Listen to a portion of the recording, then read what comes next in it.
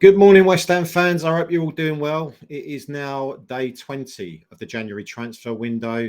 It's been 12 days since Graham Potter's been in charge of the club, and I think it's fair to assume that for Potter, the penny has probably dropped. So he's now had 3 games in charge of the club since he's been here. He's had Aston Villa in the FA Cup third round. He's had Fulham at home. He obviously had Palace at the weekend, a game that I don't particularly want to talk about again. But if you look at, I guess, the last sort of 12 days since he's been in charge, he's actually given 20 players game time so far. Now, I know there's a lot of people out there, myself included, in fairness, that had their eyebrows raised a little bit with regards to Guido Rodriguez starting over Carlos Soler. It's been a couple of question marks, I guess, with regards to lineups. But you've got to kind of take into account here that he's got very limited resources at this moment in time. And I think he's also doing a bloody good job with regards to trying to suss out what players he can rely on and depend on, and ultimately which players that he can't as well. But I think more importantly, the areas where we really need to strengthen as a team. Now, as supporters and fans, we all kind of know, right? We've been watching West Ham for all season. We know exactly where we need to strengthen. But I suppose from Potter's perspective, we kind of need to understand here that he's coming in, he's wiping the slate clean with a lot of the players. In fact, all of the players, as you would do as a manager, and just trying to work out, as I've said, what players are really going to bring value to him. So as it stands right now, I think there are a lot of players that are linked with the club.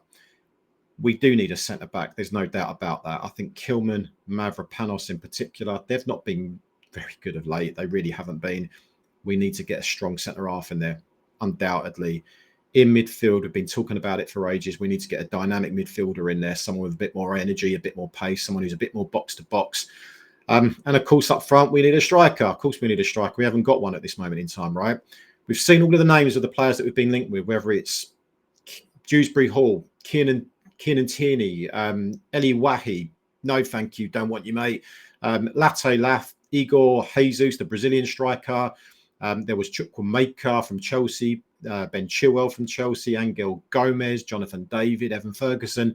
I mean, honestly, if you believe the reports in the media, it feels like we've got more blokes lined up than Bonnie Blue has at this moment in time. But what I want to do is not necessarily focus on some of those players that I don't think that we're going to sign, but perhaps maybe some of the players that have been gaining a bit more exposure and have been gathering a bit more traction recently that potentially could be, I guess, a little bit more realistic, right? So if you look at some of those players, firstly, Evan Ferguson. Now, he's a player that we have been continuously linked with throughout the whole of the January window so far.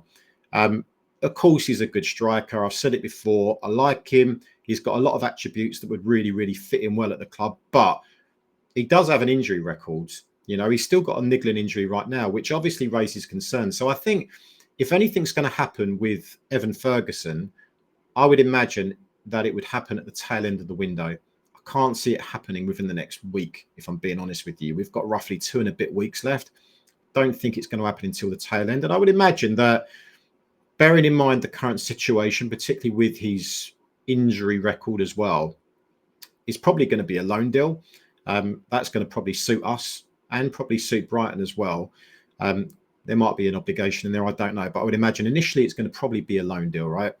The other player that we've obviously been aware of, and there's been a lot of noise about recently as well, is Angel Gomez, the England central midfielder who's out playing in France. Now, for me, I've seen him play on numerous occasions, not just for England, but I've seen him play for, obviously, in France as well.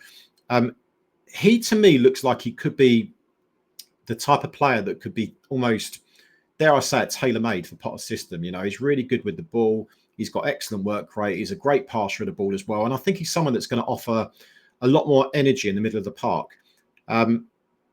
More interestingly with him, as I've said before, his contract expires in June, I think it is. So again, he could be a really good option for us, but an option that we need to take up now and not wait till his contract expires, because at which point there's going to be every man and his dog out there trying to get his signature. Again, I know that free transfers, they're not necessarily free. Okay, they're not. Of course they're not. But I think if you're looking at trying to get someone before their contract expires, yeah, you're going to have to pay a few quid for him. Of course you are. And that kind of takes me on to Jonathan David, because you already know my thoughts on him. He's a top-class striker. He's strong. He's pacey. He's clinical. Averages a goal every 2 games. Now, they're saying that he's available for around about 20 million quid. His contract, again, like I said, it also expires in June.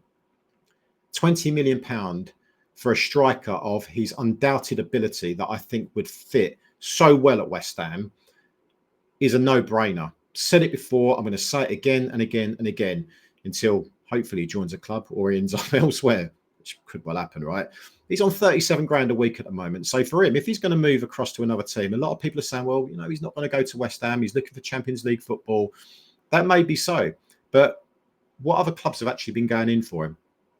I can't think of many that have been strongly linked with him. I can't. And certainly no clubs that I feel that he's going to walk straight into their first team, whereas at West Ham we'll do that, no doubt about it. Also, what would be the advantages of him coming to West Ham? Well, first of all, he's getting a move to the Premier League. That's what he wants to do. He wants to play in a bigger league, obviously one of the best leagues in the world. He's going to come to West Ham. He's going to be playing in the Premier League. In addition to that, he's also guaranteed to be starting for us. Of course he is. We haven't got any bloody strikers right now, so he's going to walk straight into our team. And it gives him a platform. Now, I'm not saying he's going to be at West Ham for the rest of his career, but certainly it gives him a platform to basically show what he's all about in a tougher league. So why would he not look to join West Ham at this moment in time? For me, I think it's definitely a viable move for him. I can't see why it wouldn't be. He's going to be looking at getting a bigger, salary increase if he comes to West Ham. Of course, he's going to be a lot more on a lot more than 37 grand a week. So £20 million is a snip if you look at the current market, right? It's an absolute steal. Even if you had to pay 25 million or 30 million, if you add in agents' fees and these salaries, whatever it's going to be, go and do it because he's brilliant. Yeah, just bring him in. He'd be a great signing for us. But don't want to focus on him too much because the one player that I do want to focus on is a player that we were linked with earlier on in the transfer window, but it kind of died down a little bit. There was a lot of other names mentioned in the interim, but it's kind of picked back up. And certainly over the course of the last 24 hours, one particular striker, has been getting a bit more exposure. And that one is Yuri Alberto. Now, Brazilian striker, currently playing for Corinthians at this moment in time. And he's 23 years of age, I believe.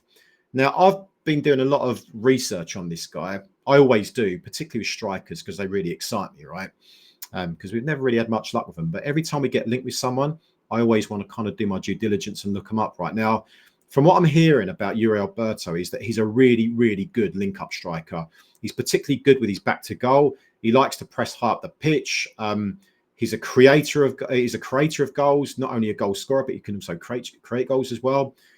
He's also a very intelligent player in his movement, in his positioning, but he also has that kind of Brazilian flair and skill, and he's a bit of an entertainer by all accounts from what I've read. Now, they're saying that he could be available for around about 20 to 25 million.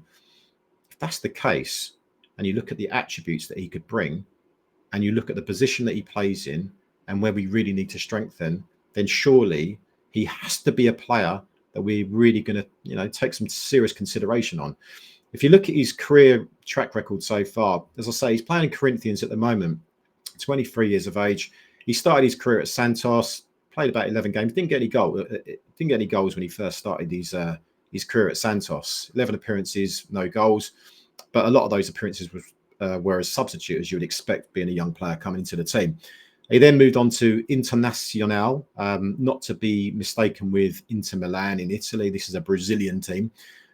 Made 56 appearances for this team, scored 22 goals.